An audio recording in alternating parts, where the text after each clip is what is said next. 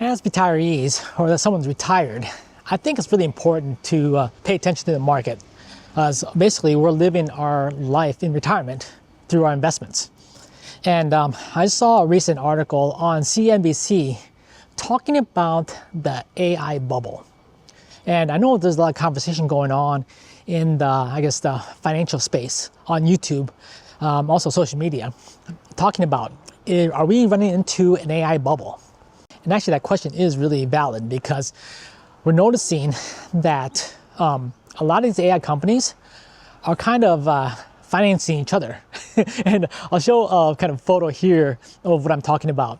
And that with NVIDIA, which is one of my stocks, they are, investing in different companies, and those companies are investing in other companies, and it's kind of like that cycle of funds are going around.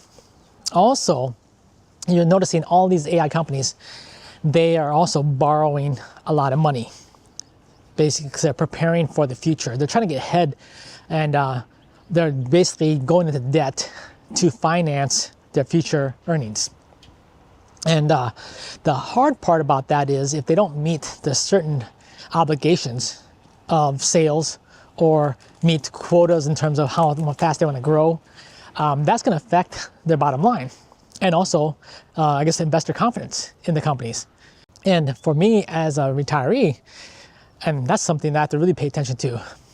But not only the issue with the AI bubble that caught my attention, but also the issue of how the S&P 500 has so many of these AI companies. Actually, the top 5 companies in the S&P 500, whether it be Microsoft, Amazon, NVIDIA, Google, and Facebook.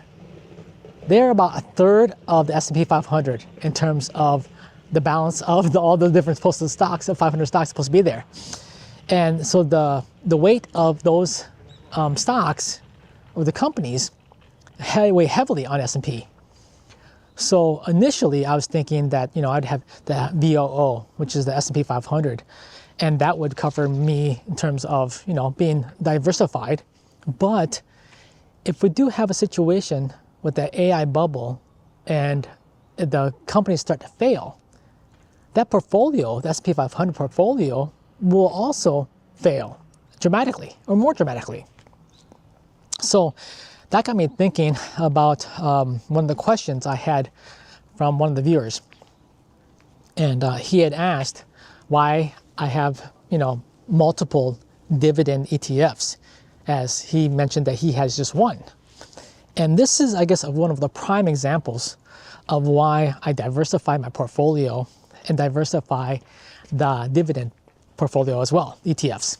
Because, give you one example, if I was to hold the S&P 500 ETF, and that was the only one I held, if that fails, my portfolio fails. Where if I have 3 or 4 or 5, however many you want to have, but it's diversified away from the AI or the tech industry, then I have more of a balance. Now, there's always a trade-off, right? You have the heavy growth or more of a balance of your portfolio.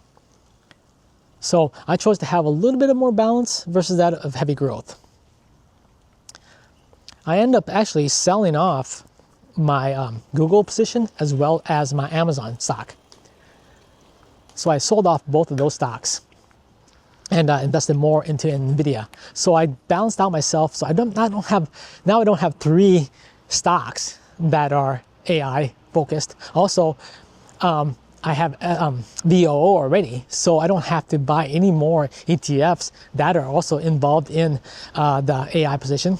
And I also have BGT, which is more on the NASDAQ, which is more, AI position companies. So when you look at it from this standpoint, I got thinking the other day when I saw this article about how all these AI companies are, in my portfolio, how much they're weighted. I didn't even pay attention to that before. I wasn't really aware of that. But I didn't realize how heavily weighted the AI companies were in the S&P 500. So that got me thinking, I got to readjust my portfolio. And that's what I'm doing right now. I'm readjusting my portfolio because I have too many positions or too many companies I'm invested in that are part of the AI community or the AI, I guess, circle. And I'll be doing that here in the next couple weeks. I actually already did it last night. I bought some new position in energy. And I had gotten out of energy and put it toward technology previously, but now I went back into energy. And so I'm going to diversify my portfolio away from technology. Also, I'm going to diversify my portfolio into more of dividend ETFs. One thing that's really funny, when I was kind of going down, deep diving into this AI thing, there was an article also about how baby boomers invest. And we have this mentality, and I think I even said it earlier in one of my videos. We have this mentality of this set it and forget it mentality.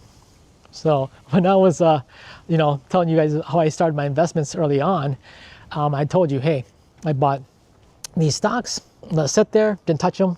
And also then after that, I changed my positions, got some ETFs, let it sit there, let it grow. So that is my mentality. That was my mentality. But after reading this article and also kind of going down the research of the AI bubble, now I'm saying, you know what, I have to be more aware of what's going on because I can still have time to make adjustments to my portfolio to offset any kind of shakeup in the market. And so that's what I'm doing right now. I'm kind of adjusting my portfolio to kind of cover this shakeup because whether I like it or not, I think there is something coming. I don't know how bad it's going to be. That's the most difficult part to figure out because I'm not in the space. I'm not knowledgeable in the space, so I don't know anything about the AI companies to give me an understanding of what to expect. And I think a lot of the analysts and also professionals, they don't know either. So they're pretty much hedging or guessing or doing whatever they got to do to kind of protect themselves as well. But that's what I'm doing right now. I'm going less reinvesting some of my portfolio, getting more into more of the stable dividend ETFs and companies, and try to kind of ride the wave, so to speak. But I'm not losing my position in NVIDIA. I still have a good position in NVIDIA, and I'll keep that position. I still think that there is still potential growth for NVIDIA. I don't know how much more it's going to grow. Initially, I was going to put a lot more into NVIDIA, but after hearing this news, I made an adjustment and went back into and going into a different industry to invest in. So, also as a retiree or someone that's retired, we don't have enough time, I guess you can say, in the market that if the market does take a drastic downturn, let's say the AI bubble does happen and the market drops a lot, we don't have enough time for the market to recover. Versus that, I remember back in the time when I was working in Silicon Valley, we had the .com industry bubble, right? And that bubble much crashed the market, and we lost a lot. I mean, a lot of people lost a lot.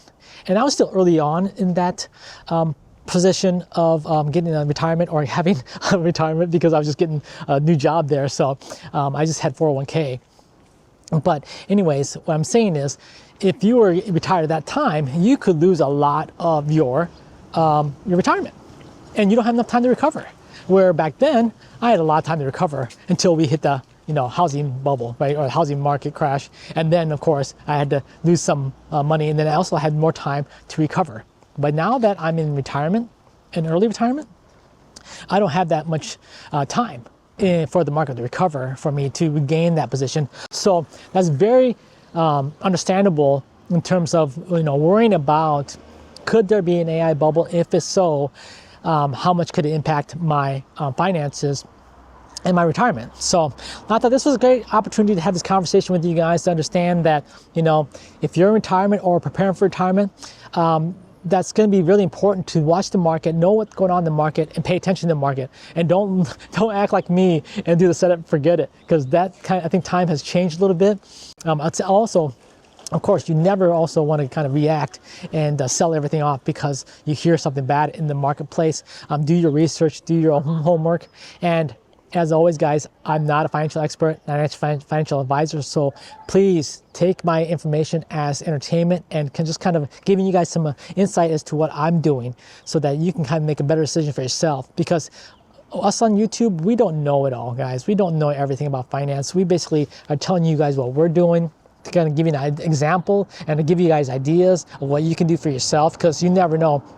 Having more people talk about it helps you to be more knowledgeable in it, and hopefully give you an idea of what you can do with your finances should a situation like the AI bubble do come up in the future. Then you'll know, you know what, this is what I'm going to do to prepare, as well as how to react to it if it does happen. But you know what, it was a very interesting article. Like I said, the AI bubble has not happened, and there is a shake-up in the market, but I don't know where it's going to go from here. But at the same time, I just want you to be aware of that and pay attention to it. Also, comment below. Let me know what you think of the AI bubble. I love to hear you guys' comments. Have a conversation here in this community, because I tell you what, we are all a part of this in regards to understanding the market and how it can also affect us, not only preparing for retirement, but while we're in retirement.